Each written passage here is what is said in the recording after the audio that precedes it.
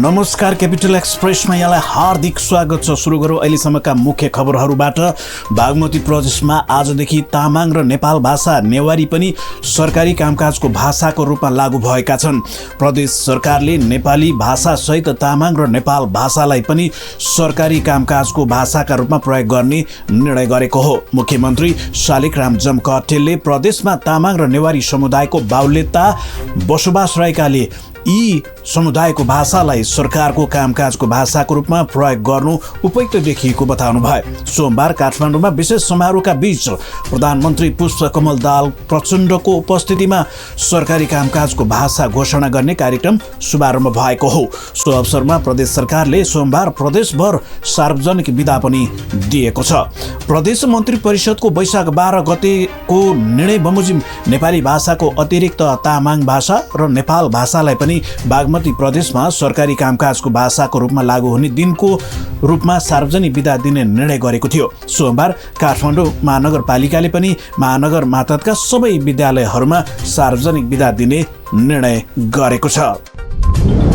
सभामुख देवराज घिमिरेले प्रमुख दलका शीर्ष नेताहरूसँग छलफल गर्नुभएको छ। संसदको बर्खे अधिवेशन सुरु हुनु अघि नै सहकारी प्रकरणमा सहमतिको प्रयासका लागि सभामुखले शीर्ष नेताहरूसँग छलफल गर्नुभएको हो। छलफलका लागि प्रधानमन्त्री पुष्पकमल दाहाल प्रचण्ड, नेपाली कांग्रेसका सभापति शेरबहादुर देउवा, नेकपा एमालेका अध्यक्ष केपी शर्मा ओली, राष्ट्रिय स्वतन्त्र पार्टीका सभापति रवि लामिछाने र राष्ट्रिय प्रजातन्त्र पार्टीका अध्यक्ष राजेन्द्र लिङदेनलाई बोलाइएको सभामुखको सचिवालयले जनाएको छ। सहकारी प्रकरणमा रासोपा सभापति समेत रहेका उपप्रधान एवं गृहमन्त्री रवि लामिछानेको संलग्नता सम्बन्धमा छानबिन गर्न संसदीय छानबिन समितिको माग गर्दै प्रमुख विपक्षी कांग्रेसले अघिल्लो अधिवेशनको अन्त्यतिर निरन्तर रूपमा बैठक अवरोध गरेको थियो। कांग्रेसको अवरोधले सदनको कारबाही प्रभावित भएपछि सभामुखले शीर्ष बैठक बोलाउनु भएको हो। सभामुखले सदनको अवरोध खुलाउन गएको अधिवेशनमा पनि दुई पटक शीर्ष बैठक आह्वान गर्नु भएको थियो, तर सहमति प्रयास सार्थक हुन सकेको थिएन। सहकारी प्रकरणबारे सदनमा उठेका विषयलाई सहमतिमा ठुङ्ग्याउन मुख्य सचेतक, प्रमुख सचेतक र सचेतकसँग र कार्य व्यवस्था अलग अलग छलफल पनि उहाँले गर्नुभएको थियो। संसदको बर्खे अधिवेशन आगामी 28 गतेदेखि सुरु हुँदैछ। दैलेखमा भइरहेको पेट्रोलियम पदार्थ अन्वेषणको अन्तिम चरणको काम सुरु गरिएको छ। आइतबार सङ्घ सरकारका उद्योग, वाणिज्य तथा आपूर्ति मन्त्री दामोदर भण्डारीले अन्तिम चरणको ड्रिलिङ कार्य उद्घाटन गर्नुभएको हो। ड्रिलिङ कार्य सुरु भएसँगै अबको 5 देखि 7 महिनासम्ममा पेट्रोलियम पदार्थ भए नभएको पुष्टि हुनेछ। ड्रिलिङको पनि विभिन्न चरण हुन्छ। पेट्रोलियम अन्वेषण परियोजनाका प्रमुख दिनेश कुमार नापितका अनुसार बीचमा यदि कुनै पनि टेक्निकल समस्या नआएको खण्डमा अबको 5 महिनामा पेट्रोलियम पदार्थ छ वा छैन भन्ने कुराको पुष्टि हुने बताउनु भएको छ। यद्यपि बीचमा टेक्निकल समस्या आएको खण्डमा केही ढिलाइ हुने आशंका गरिएकाले यो कामको समयावधि 1 वर्ष राखिएको छ। प्राविधिक परीक्षण अनुसार भैरवी गाउँपालिका 1 जलजली क्षेत्र 1 नम्बरमा राखिएको ठाउँ हो। अहिले उक्त ठाउँमा ड्रिलिङका लागि निकै ठुलो र महँगो चिनिया मेसिन लगेर काम थालिएको छ। झापामा लामो खडेरीले खेतमै बाली सुक्न थालेपछि झापाका किसान चिन्तामा परेका छन्। घोगा लाग्ने बेलामा खडेरीले मकै बालीमा क्षति पुर्याएको छ। कृषि बाली विज्ञ राजेन्द्र खरेलले धाम चमरा र घोगा लाग्ने बेलामा खडेरीले मकै बालीलाई ठूलो क्षति पुर्याउने बताउनु भयो। झापामा सिँचाइ सुविधा भएको क्षेत्रफल एकिन छैन। सरकारी आँकडामा 60% भन्दा बढी खेती योग्य जमिनमा सिँचाइ सुविधा रहेको बताइयो पनि धेरैजसो सिँचाइ आयोजना, मर्मत सम्भारको अभाव र स्रोत सुक्दै गएका कारण किसानले खेतीमा पर्याप्त पानी पठाउन सकिरहेका छैनन्। मेचीनगर 15 जामिरगढीका जयप्रसाद भेटवालको खेतीमा खडेरीले मकैका बोट ठाडै सुकेका छन्। जामिरगढीको अधिकांश क्षेत्र सिँचाइ सुविधाबाट वञ्चित रहेको छ। निन्दा र टिमाई खोलामा बाँध बाँधेर नहर सञ्चालन हुँदै आए पनि खडेरीले नहरको मुहानमै पानी अभाव भएको छ। बाँकेका विभिन्न सामुदायिक वन र चक्ला वनको 5133 हेक्टर क्षेत्रफलमा डढेलो लागेको छ। जिल्ला वन कार्यालय बाँकेका अनुसार नेपालगञ्ज सब डिभिजन कार्यालय अन्तर्गतका 10, नरैनापुर सब डिभिजन अन्तर्गतका 9, सिक्टा सब डिभिजनका 18, राप्ती सोनारी सब डिभिजनका 4, कोहलपुर सब डिभिजनका 22 र शमशेरगञ्ज सब डिभिजनको एउटा चक्ला वनसहित गरी कुल 76 सामुदायिक वनमा डढेलो लागेको छ। बाँकेमा 100 को हाराहारीमा सामुदायिक वन रहेका छन्। जिल्ला वन कार्यालयका सहायक वन अधिकृत तथा सूचना अधिकारी वीरेन्द्र रोकाले अधिकांश स्थानमा डढेलो नियन्त्रणमा आएको उल्लेख गर्दै डढेलो लागेको वनमा 700 लिटर ट्याङ्की भएको अग्नि नियन्त्रक गाडी मार्फत आगो निभाइएको जानकारी दिनुभएको छ। उहाँले डढेलो नियन्त्रण गर्न 8 अग्नि हेरालु समेत परिचालन गरिएको बताउनु भयो। डढेलो नियन्त्रण गर्न चक्ला वनमा 30 किलोमिटर र विभिन्न सामुदायिक वनमा 20 किलोमिटर अग्नि रेखा निर्माण गरिएको छ।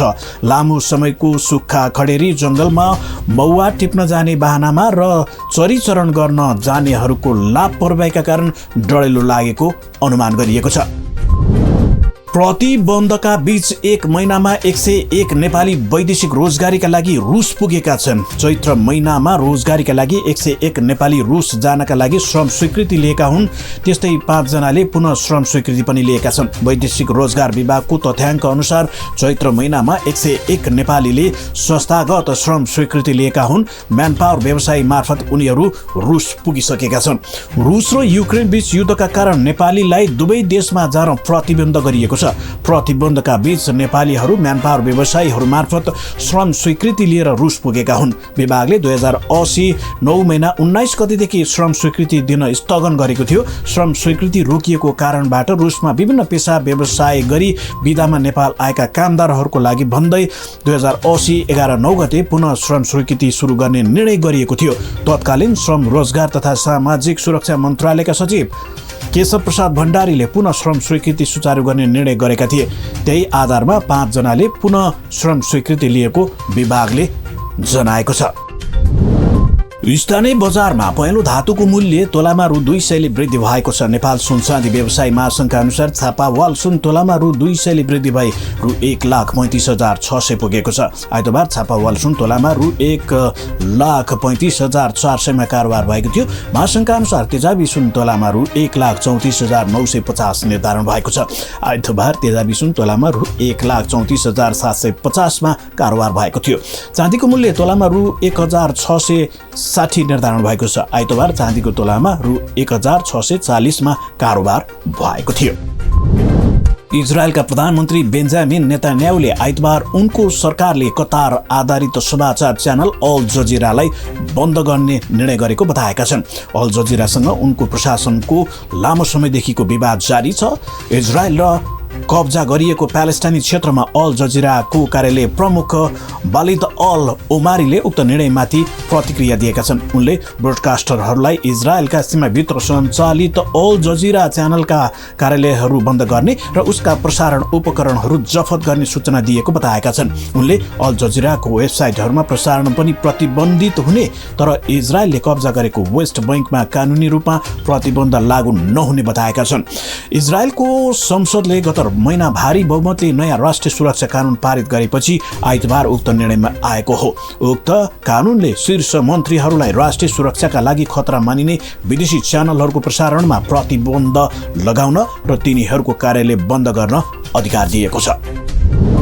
र नेपाली राष्ट्रिय फुटबल टोलीले सोमबार इङ्ल्यान्ड सीसँग मैत्रीपूर्ण खेल खेल्दैछ। अन्डरसटाउन्ड एफसीले आफ्नै स्टेडियम इबीबीमा 2 टोली बीच मैत्रीपूर्ण फुटबल गराउन लागेको हो। खेल नेपाली समय अनुसार आज राति 8:45 जाँदा सुरु हुनेछ। नेपालले यसअघि शनिबार ब्रिटिस आर्मीसँग मैत्रीपूर्ण खेल खेलेको थियो। उक्त खेल गोलरहित बराबरीमा टुङ्गेको थियो।